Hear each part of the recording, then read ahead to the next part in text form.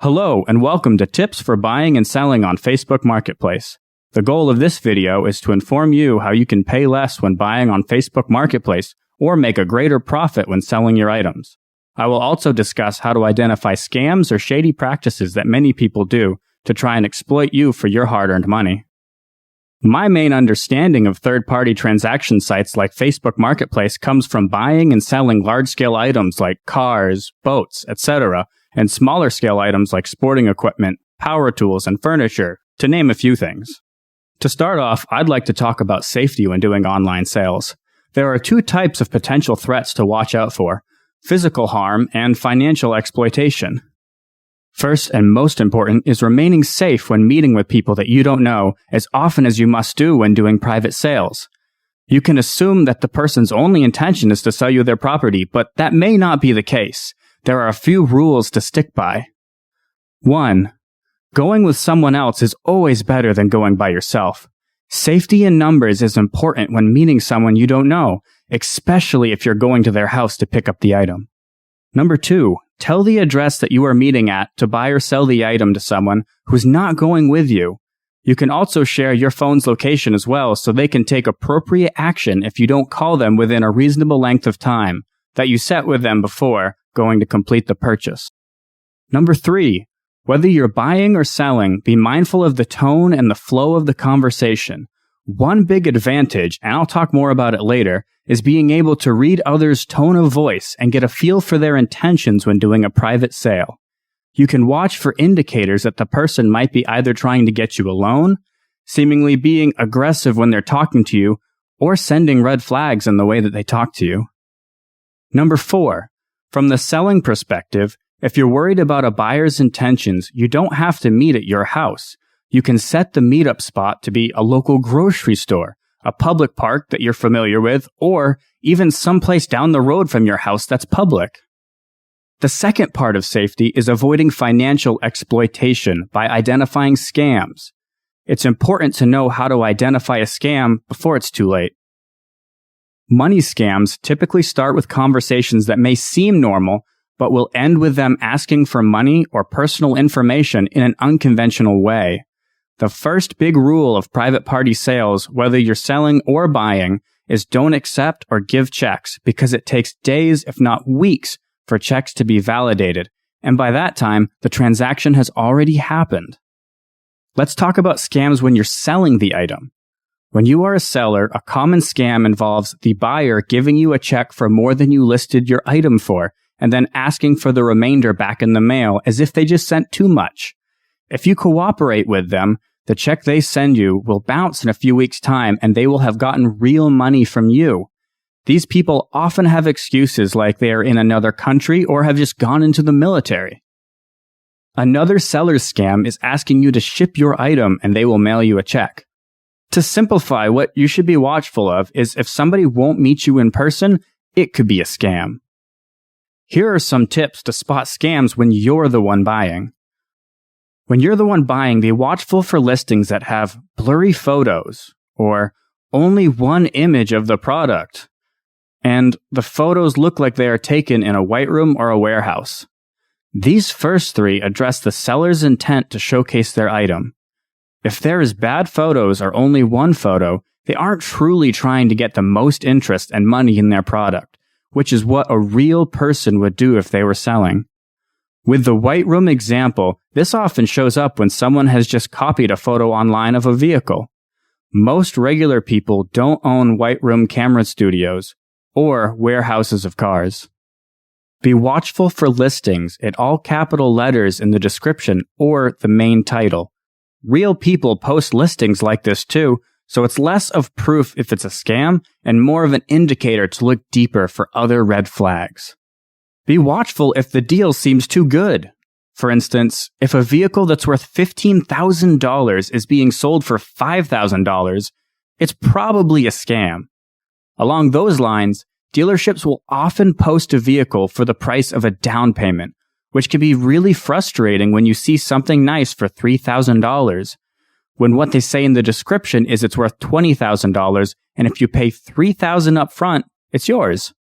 If you are frustrated by these dealership posts, you can click the button on Facebook Marketplace that says owner only, therefore getting rid of most of these dealership shenanigans. The other worry about dealerships on Facebook Marketplace is if they are a real dealership or not. They might ask you for personal information to try to approve you for a loan on the vehicle. If for some reason you're still interested in this car, go ahead and try Google searching this dealership. Almost all legitimate dealers will have their own website and you can look for the car there. My personal opinion is that if you're going to look for cars at dealerships, then use Cars.com. It's a much more reliable site. Another common number sham is if in the title of the listing, the price is shown as a loan number like $1 or free or 1234, and then having the real price in the description. It's deceptive because you've already clicked on it, and it allows their post to get more views, misleading the Facebook or Craigslist algorithm into thinking their post is a hot commodity, therefore presenting it to more people and growing the scam's influence. The final test is to check the seller's profile. Be aware of fake accounts, robots, or people that don't have anything to sell but want your money. Look for blurry profile photos or profile photos of things other than a person. You always want to talk to the person and try to get a sense if they are real. Look for other posts or see if they have friends on their page, and chances are they're real. If they have no friends but have many different types of listings, this Facebook account might be real, but only for the purpose of selling things, which there are a few of. But if there's only one listing, chances are it's fake. There is a very recent scam that's been happening more often on Marketplace that I want to make you aware of.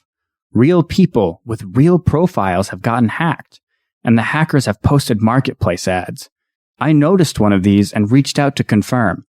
This is the conversation I had with the person once they had gotten control of their account back. She had posted all over her wall that she had been hacked, and that is why it's a good idea to check their profile if you see red flags. So I have a few different example Facebook Marketplace listings that I'll go through with you so you see what they look like. Starting with the first example, we have a 2015 Chevrolet Tahoe. Now this listing has a lot of pictures, which is good. However, these photos look too nice to be a regular person, so I instantly assume that this is a dealership. The vehicle is listed for $1. Now I sincerely doubt that. There is the first piece of misinformation. The next is that it's only been driven 3,722 miles. I find that very unlikely given that the vehicle is already 7 years old. Also, the seller is trying to get you to contact them in ways other than over Facebook. That takes all of Facebook's safeguards out of play. If this was a dealership, the promise that you don't need credit to buy from them is a little strange. Now let's check out the profile for further clues. At first glance, she has listed many vehicles all for $1. It doesn't sit well with me that she's done this intentionally, because she hasn't said what they are selling the vehicle for. You're going to have to call to even know how much they're asking.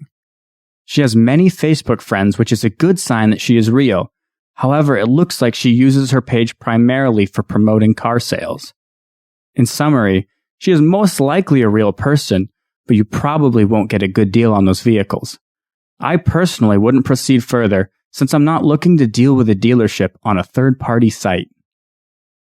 This next example is a 2017 Ram 1500 I found on Craigslist.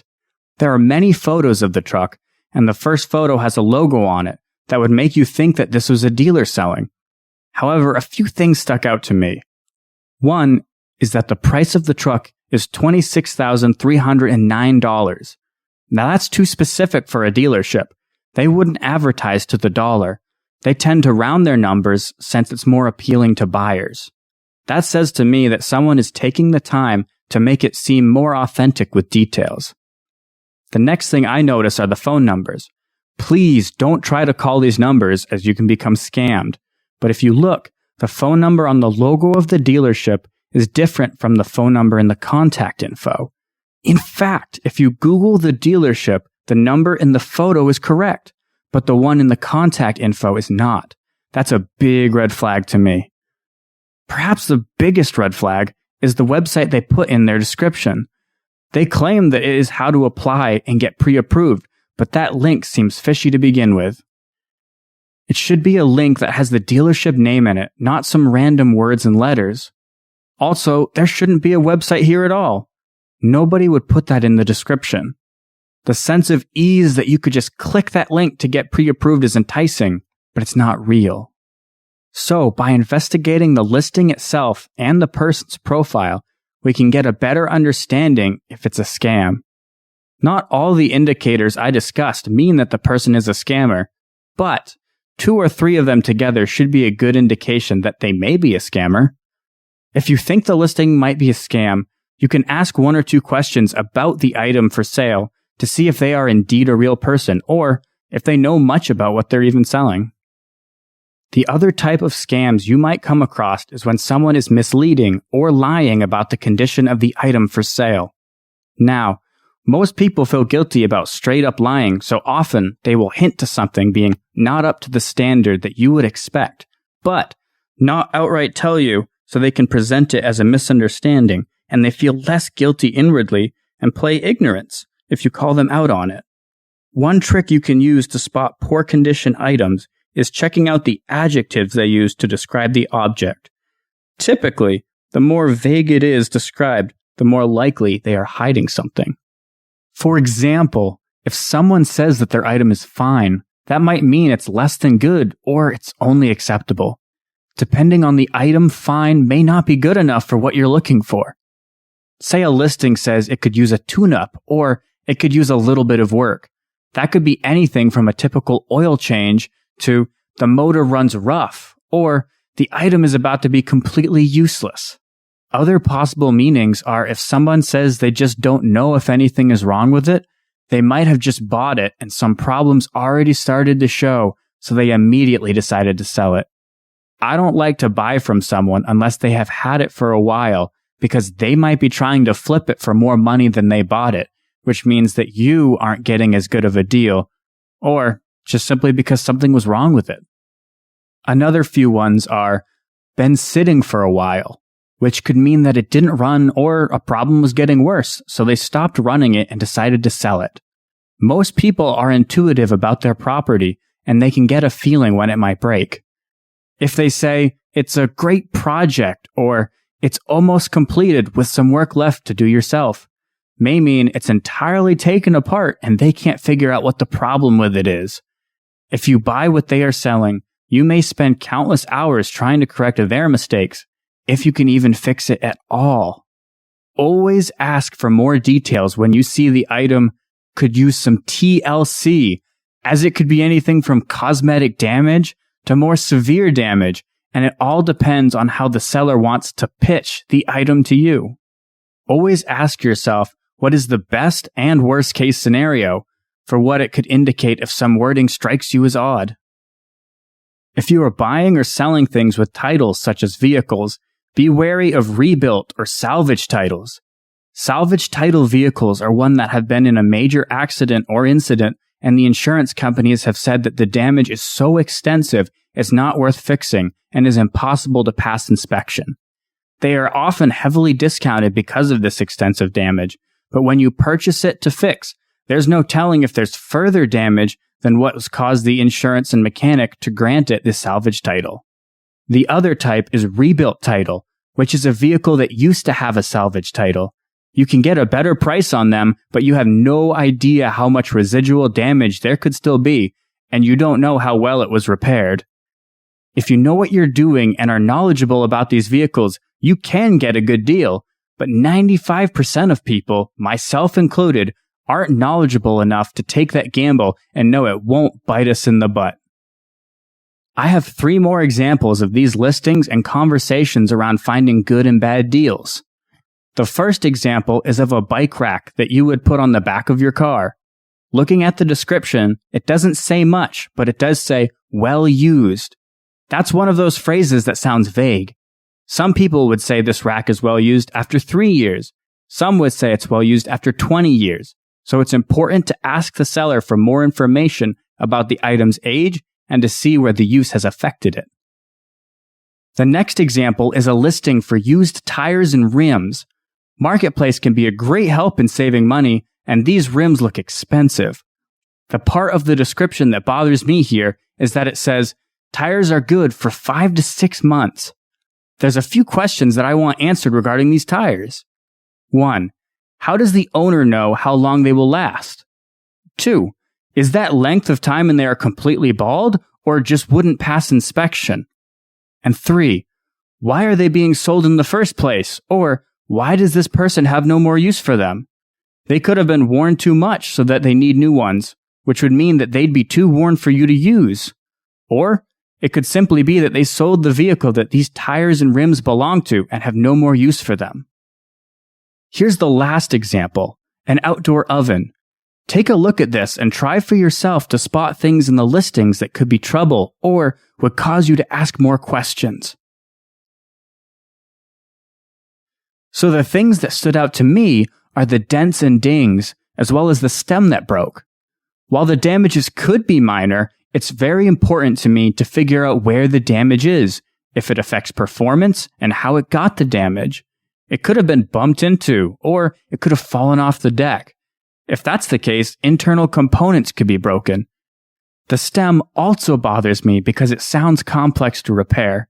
Brand new, this outdoor oven might cost $200, so $60 seems like a good deal, but if you can't connect the propane to it with the stem, then it's useless. Make sure to ask clarifying questions and figure out if it's a good deal. Now that you've found a listing that you feel confident enough is a good deal to go see it in person, what are some tips when you're seeing it before buying to help know that it's a good product? If you know somebody who is an expert in what you're looking for, like a mechanic or someone who owns or knows a lot about the item, ask them things that they would look for, indicators that it's failing, and what sort of tests you could do in the short amount of time you're looking at it to ensure that nothing is wrong and that it works properly. If you know them well enough, you can even bring them along, and that will give you added peace of mind. Another tip when going to see a vehicle like a car or boat for the first time is to ask them not to start the vehicle that day. Hover your hand around the motor to see if it's hot and if they followed what you asked, because you want to get a good indication of how well it starts cold.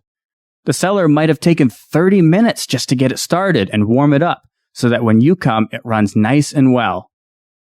If you're looking to buy something that runs, you should be able to do a test drive. Things like cars, motorcycles, ATVs are a must to test drive.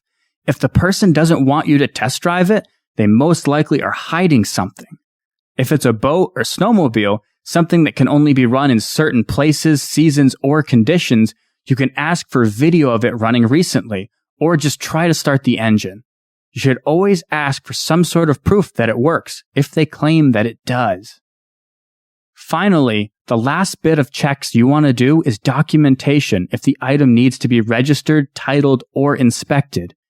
If you're new to the buying and selling, the easiest thing to do is call your town hall and ask what sort of documents are required to legally complete the sale. Certain vehicles are so old that they won't need titles or VIN, and some states' requirements are way more relaxed than others. For instance, bill of sales are required in certain states like Rhode Island, but not required in Massachusetts. However, in Massachusetts, stricter requirements need to be met. It's up to you to find out what you need, because once you leave, the other person might be less inclined to meet back up again to sign more documents. Watch out if the title or registration is signed in someone else's name other than the person that you're buying it from. That could cause problems for you and means that they recently bought the vehicle and are looking to instantly sell it. Unless they are a dealer, what they are doing is illegal and could be a mess for you later. The item must be registered to the seller so that you can be registered as the new owner. A final tip I've learned is the more description on the bill of sale, the better. List everything on the registration and be descriptive. Certain bits of this information is important to the town hall workers, and if it's not on there, they might not accept it. This is most important when buying and selling across states, because some states have different regulations for weight and how they identify vehicles. Certain things that might be needed is color, weight, make, model, year, registration information, buyer and seller name and address, the MSRP, and other things like that could be asked for on the bill of sale. They may or may not be needed. Call your town hall and ask. Now that you are confident to safely conduct a sale and not get ripped off, let's talk more about pricing and how to get a better price. First, I want to talk about the concept of supply and demand because this concept is what drives listing prices. If you've ever learned about economics, you've likely heard of this concept and it applies in private sales too. Basically, every item has a certain demand and a certain supply value.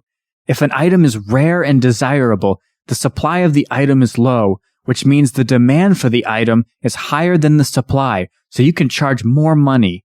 If the item is common, that means there's a lot of these for sale, so you can't charge as much for fear that people won't buy yours since the price is higher. Now the seller will list their item with how they view its value, and they want to get the most for their item. For vehicles, there are helpful websites like Kelley Blue Book to give owners an idea of how much their vehicle is worth. However, if they list their vehicle around the Kelley Blue Book value and others in Marketplace list their vehicle lower, they won't be able to sell their vehicle. This leads to my most important tip in this entire presentation. Spend time watching the market. If you watch the market, you'll be able to see a good deal and a low price in comparison to the other items.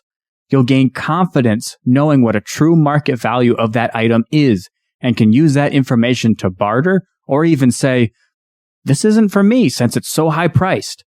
To market watch effectively requires sorting through at least 30 listings that are similar and checking the prices for each. Looking at these listings for lawnmowers, some are higher priced than others. Can you spot the best deal? Figure out which brands are good brands and which brands are naturally lower priced because they are cheaper. Then look through the remaining ones you want. Some of these are clearly less money than the others. You now have 3 listings you can look at and barter with to try to get them even lower. The more time you spend looking at listings and comparing them, the more likely you'll be able to spot a deal. Similarly, if you're a seller, you must do this too. To provide an enticing listing on your item, you need to make sure you aren't asking far above the rest of the market. The key here is patience. Take time and watch. A big killer to finding a deal is a sense of urgency. Now, if you do find that good deal, after you've done your research, be expedient, since other people are going to want that item too. Don't worry if you lose out. There will always be another good deal. Now that you start to understand the market and supply and demand, how can you use this information to your benefit? Well, sellers and buyers are people. You can influence their perception of the market to get a better deal for you. I wholeheartedly endorse being a kind person and not being mean or being too aggressive, so be careful here. But if you're comfortable, I'll share a few tips to try and get a lower price. If you're a seller, it's easier because you choose a sell value and you can stick to it. That value might be slightly higher if you think your item is better than what is on the market, and you can convey to shoppers that it is. But you've been watching the market, so you know what it's worth. For buyers, here are a few tips to alter the perception and convince people to settle on a lower price. 1. You can ask about things that they have said is wrong with it or things that you find wrong with it. It just reiterates the idea that it's not in perfect condition and people are willing to lower prices for imperfections. It also helps break the nostalgic connection the seller might have to their object, which would cause them to overvalue their item. Another tactic if you want more information about the item is having a friend reach out to the seller and getting more information about it and then stopping that conversation. Then you can take the information that you've learned to the bargaining table and try and wheel and deal and get the price lower. 2. You can try to make some sort of connection with the person. They might be more willing to accept an offer for less if they know their item is going to a good place. For instance, common family situations like newly married or soon-to-be child and similar sports loyalties even. You should do this step in person because it might seem like a red flag to them if you're trying to ask about their personal life online. But this has to be subtle. People can tell when you're trying to schmooze them. 3. Another tip that I've used to my advantage is to urge expediency in selling by making it seem like you will go elsewhere if they don't accept your terms. If you're one of the first offers they receive, they might be scared that no other offers will come by, or they might appreciate you taking the item off their hands as soon as possible. Lots of people will show interest in an item, but not show up or buy it, or not want to purchase it if they do show up. So if you say to the seller something like, "I will come buy it from you in 2 hours for $200 less," they are likely to accept that because what you're doing is guaranteeing you'll be there soon and that in just 2 hours, they can have money in their pockets and they don't have to worry about the item after that. Some sellers do worry if their item will even sell at all. The 5th tip is if you go to see something and the price hasn't been negotiated beforehand online, you can bring less cash with you and offer it there on the spot. Say the seller is asking $500 and you bring $350 in cash. You're already there and they are promised the money in your hand at that very second if they only give you a discount.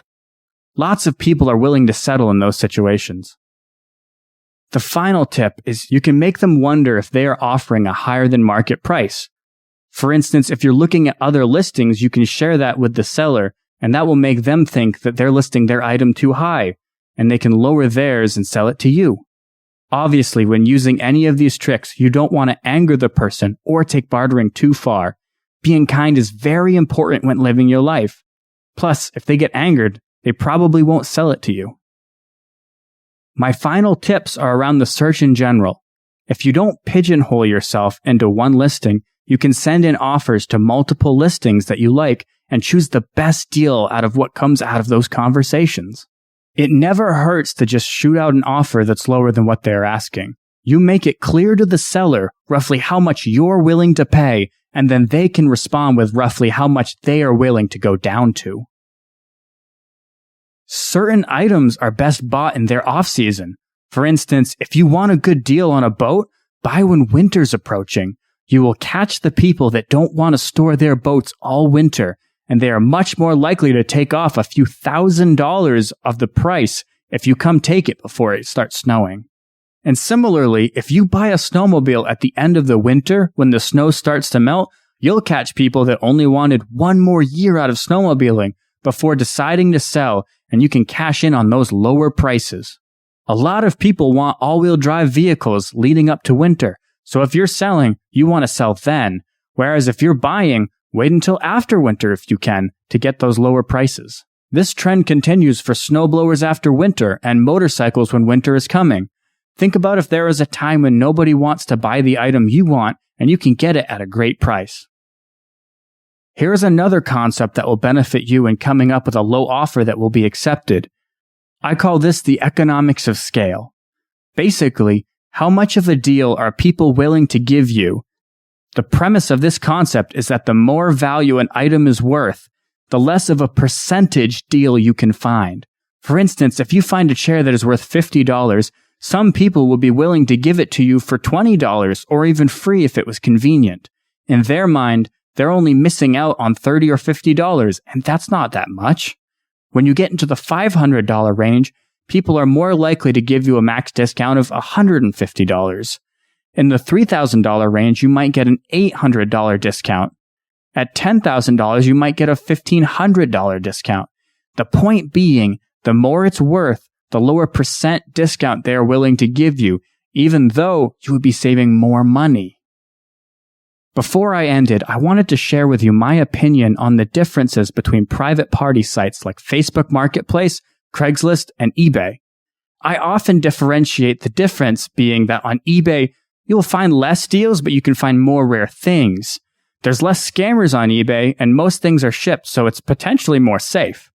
Craigslist, on the other hand, has the most scammers, but there's a potential for the greatest deals, because often, the only people left on Craigslist aren't getting many real offers since it's overrun with scams, and it's easier to create a fake profile.